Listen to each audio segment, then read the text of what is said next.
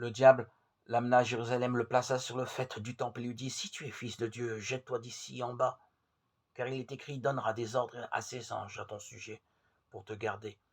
Luc 4, 9, 10. Ils se levèrent, le chassèrent hors de la ville et le menèrent jusqu'au bord escarpé de la montagne sur laquelle leur ville était bâtie, de manière à l'en précipiter. Mais lui s'en alla en passant au milieu d'eux. Luc 4, 29, 30.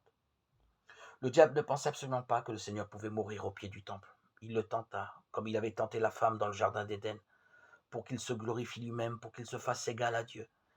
Il cherchait à corrompre les sources de motivation en Christ, comme il les avait corrompues en Adam, et à y introduire l'orgueil de la vie comme l'un de ses plus grands ressorts.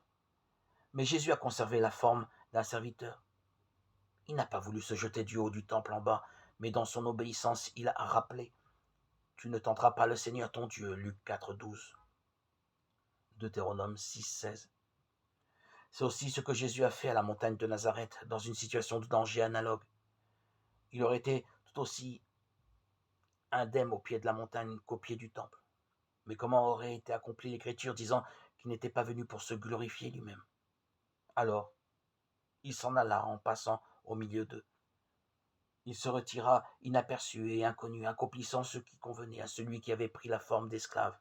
Philippiens 2, 7. Nous ne pouvons pas dire non plus que Jésus a agi pour sauver sa vie. La pensée serait contraire à la gloire de sa personne. Dieu manifesté en chair. 1 Timothée 3, 16. Durant sa vie sur la terre, Jésus était toujours rafraîchi dans son esprit quand la foi découvrait sa gloire cachée sous le voile de l'humble serviteur. Et il en est de même maintenant, quand sa forme d'esclave est placée devant nous. Comme tout à nouveau, il se réjouit dans les siens quand il y découvre ainsi sa gloire.